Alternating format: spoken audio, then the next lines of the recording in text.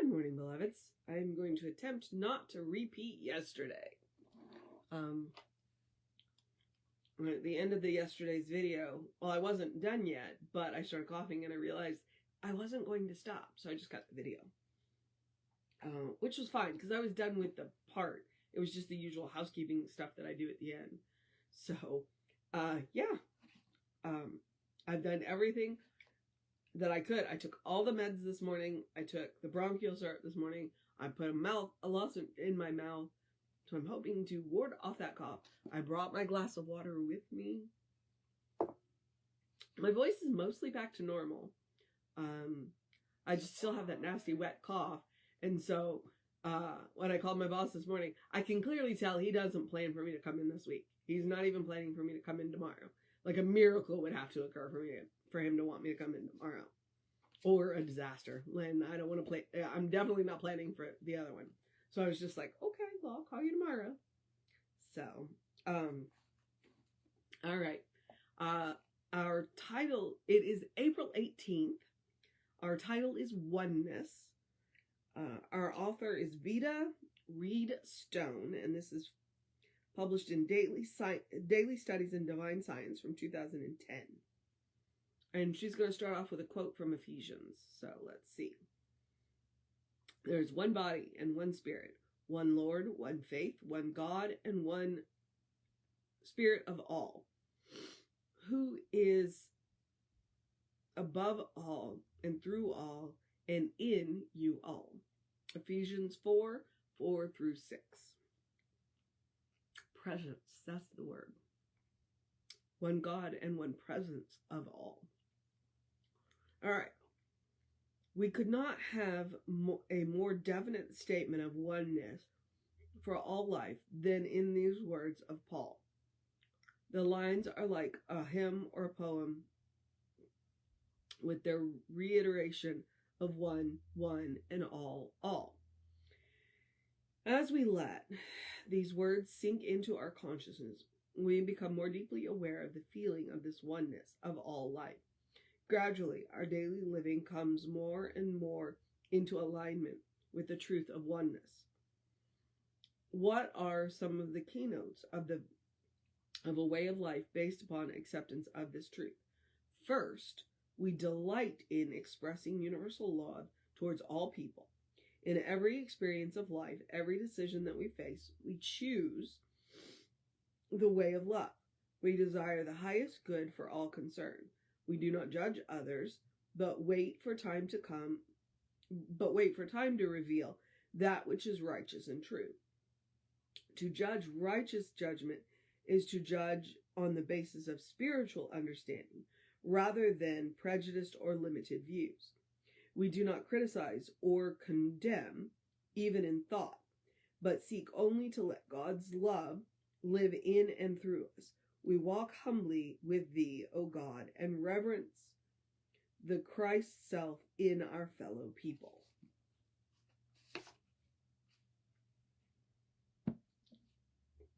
Now, I'm going to call out David LeMaster from the standpoint of when we talk about oneness. He is of a biological bent. I think one of his degrees is in biology, and so he can get really up about making sure that we are including all of life, not just people. And I agree with him. Wholeheartedly, completely, I agree with him. When we talk about oneness, we need to talk about oneness with all life.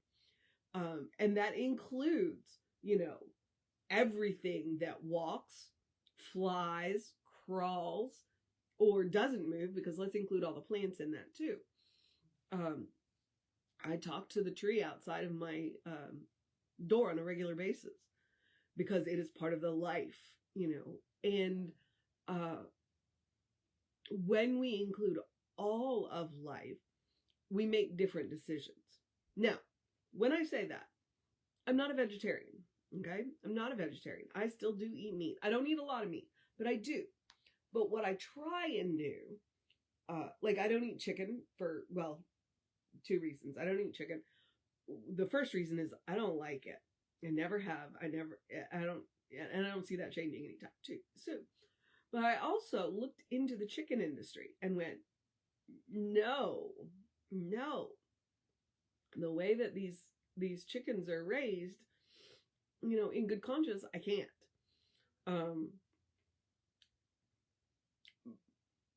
And I don't eat a lot of beef for the same reason, but I do eat buffalo.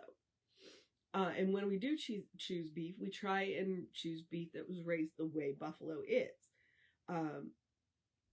So where they are pasture raised, they are raised on grass, they're not raised in huge barns, they can go out and, for lack of a better word, play,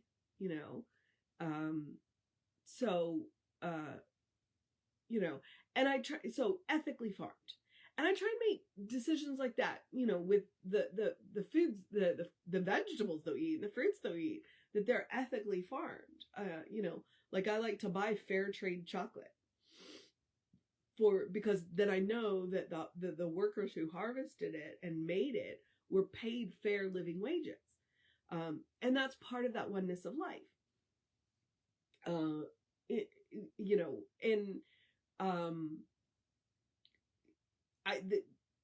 don't eat a whole lot of tuna, but like I like to eat dolphin safe tuna for the same reason. It's ethically harvested, where they do their best not to harm, other sea life in doing this. So that's just it. It's like, it's not just about people. And then we can talk about people because, we've got people who are homeless, and we've got people that need healthcare, and we've got well, that oneness extends to them too. It's like, well, what are we doing to extend this graciousness of life to them? And so oneness will open up a whole can of worms that you're like, oh yeah, it's like all of life.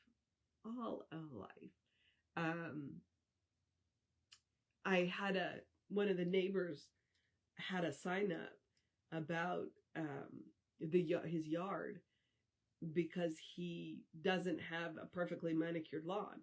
He's kind of let it go wild. Native plants and all for that, for the pollinators. And like, I don't have a sign in my yard, but same thing. It's like, yes, we mow it because we have to. We have a homeowners association, but we let the clovers grow in it. We let that, because pollinators, it goes back to that oneness of life, about doing what I can in my little corner of the earth to support all of the life around me. And those are just, a few of those ways that you can think about it. And she definitely gets into a little more deeper philosophical ideas, is our daily living comes more and more into alignment with the truth of oneness. So what are some of the key notes of the way of life based upon acceptance of this? Now, the way she's got it, the way it's broken up, it's a little confusing. So if I pause, that's why. It's because, wait, okay. It's first we delight in, and then you have to go to the next line. So first we delight in expressing universal love towards all people. All right? All people. Doesn't matter, their creed, their color, their race, their religion. None of that matters. Our call is to love them, period. And delight in it. We choose the way of love. And that's why I was talking about, my food choices. When I make my food choices, and I do the same thing, because I have cats, that we pay the mortgage on the house for them, because they live here more than we do.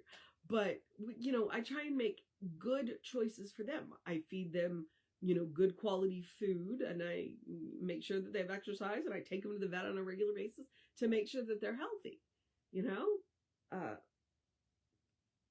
I choose the way of love, what is best for them. And when it's time to let them go, I do. we desire the highest good for all concerned. Okay, and here's another one. We do not judge. Okay, we do not judge, and that's a hard one. Especially when because then she turns around and says we wait for time to reveal the truth, and then we use righteous judgment. So we wait for time to reveal the truth. Okay, so we try not to make snap judgments. Now, we are human. It's possible that we can make a mistake. But what we try not to do is make a judgment without knowing all of the information. Like, if I'm only hearing one side of the information, I don't have enough information to make even a discernment. It's like I need the other side of the information to make a discernment. Now, there are situations that where you don't need to hear the other side. You already know. Because it's like, well, this is what's happening. I know what the other, no. So you know what I mean. But then she also says righteous judgment. Okay. Now, righteous judgment is spiritual judgment. There's not time to even touch that. But righteous judgment does not condemn people for the decisions that they make, the choices that they make. Righteous judgment says you are a spiritual being having a human experience, and these are the choices you had to choose from. And I'm not going to condemn you as wrong for the choices that you've made, because I don't know what the choices are that you had to choose from. So to judge righteous judgment is to judge on the basis of spiritual understanding rather than prejudice or limited views. And that's what I said. I don't have all the information. I don't know what choices you had to choose from. I don't know the circumstances. And maybe I'm only hearing one side of it. And if I'm only hearing one side of it, I can't judge you. There is an element of discernment based on the decisions that I see you making. And maybe I don't want to put myself in your hands. But I'm not going to condemn you for the choices that you're making unless you're hurting people, and you better believe I'm gonna judge you if you're hurting any living thing. So I do reserve the right to do that. If you are hurting any living thing, including yourself, I will judge you for that. So, all right. We do not criticize or condemn even in thought, but seek only to let God's love live in and through us. So that's righteous judgment. That is righteous judgment.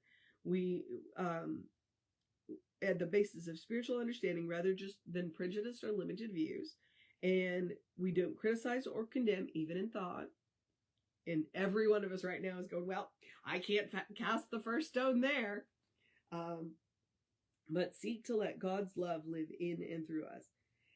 And her last line is, we walk humbly with thee, O God, and revere and reverence the Christ self in our fellow people. And that's one of those things that I'm going to remind you. She said the Christ self, the Christ consciousness, Christ consciousness. Absolutely every living person has the Christ consciousness within them. We come pre-installed with it. But different faith traditions have different names for it. So if you are of the Western modality and call it the Christ consciousness, then that's it.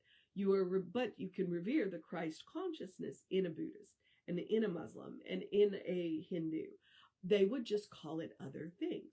They would call it the Brahma consciousness, the Buddha consciousness. I still need to find out what Islam would call it.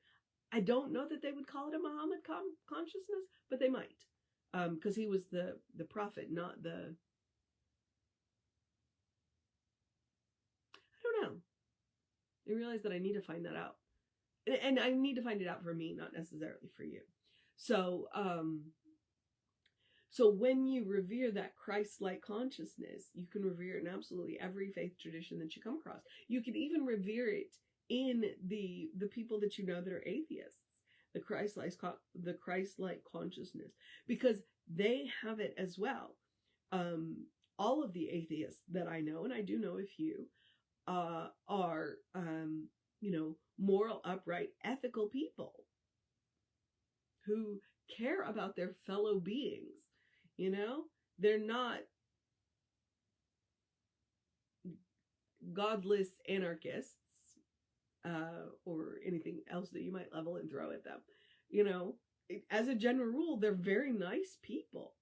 They're just fed up with all of the shenanigans that religion has gotten up to, and they want nothing to do with it. So every living being that you meet, you can revere the Christ consciousness in it. What you might find is that you just have it's a semantic difference. They just call it something different. So, and you know, if I'm having a conversation with a Buddhist, and the Buddhist admires my Buddhist consciousness, I'm gonna say thank you, because you know, there it is. I get it. It's just, you are recognizing in me the same consciousness that I recognize in you. We just have different words for it. And if we could give each other that pass. All right. I don't want to push my luck too much more, so I'm going to wrap this up. And with, she gave us a good one with oneness. It's the very last line. And I started to say that and then forgot. So the mission today, should we choose to accept it, is to walk humbly with thee and reverence the Christ self in our fellow being. That's the mission. All right. Whatever they call it, walk humbly with the presence and reverence the Christ consciousness in our fellow beings. All right. That's the mission today. The other mission I give you is the same mission every day. It is the spiritual practice of self-care. As I'm rapidly losing my voice, I'm going to do that self-care. One, I'm going to take a drink of water. And then I'm going to wrap this up. You know my belief. Take a walk, take a nap, take a break. Whatever that looks like for you. In my case, I have taken lots of breaks because I need my voice back. I need my lungs back. I need to stop coughing because I'd like to go back to work now. So, yeah. Okay. So the housekeeping, just a reminder that, it was do something loving for yourself, do something kind for yourself, do something compassionate for yourself. Practice on yourself as your own best test subject. And because you deserve your own love, you deserve your own kindness, you deserve your own compassion. That's what it was. Okay. I knew I'd forgotten it. It is the spiritual practice of self-care. Because that is a spiritual practice. Can't pour from an empty cup. All right. We are Creative Life Spiritual Center, Creative Life Spark. I am the running Rev Ryan on the social medias that I am on. I encourage you to go to the social medias, like, subscribe, follow, comment, and share. You help us bump, because we think we have good things to say, good messages to share. So whatever you can do, and it is the fastest and easiest way that you can support the center. So just a click. Okay. If you want to know what's going on with the center, please email info@creativelife.org. That will get you on the constant contact. So, you'll know what's going on, even when I don't. And I have good news. I just heard our website is back. So creativelife.org is back up and running. So the page is there, and now comes the task of rebuilding it from the ground up. But it's back up, so we are very happy about that. The person who managed it for a very long time passed unexpectedly in November, and they did a wonderful job for all of the years that they managed it. And so we had to go out and find somebody else, and that takes time. So it is back up. All right. I'm at the part where I get to encourage you to have a great day, a wondrous day, a fantastic day, a magical day, an enchanted day, a wonderful day, an awesome day, an amazing day, a rest your voice day, a take care of yourself day, a drink plenty of fluids day, a take a nap day, a heal up day, a get better day, mostly I'm talking to myself day, a get some light tasks done. Cuddle with your fur babies day. Talk to your trees day. Enjoy the breeze day. A good day. And if that is too much pressure, simply have a day. You are enough just as you are. As I've said before and will say again, you are a beloved expression of the divine. You are a brilliant light, a divine spark. You are spirit in motion. You are God in action. Or as Reverend Jesse likes to call us, you are a godling. All right, beloveds. I'm going to go save my voice. So I'm going to remind you that Reverend David will be on around 5 p.m. with you. I will be back with you around 9 a.m. Take care of yourself. Know that you are loved. And I will see you next time.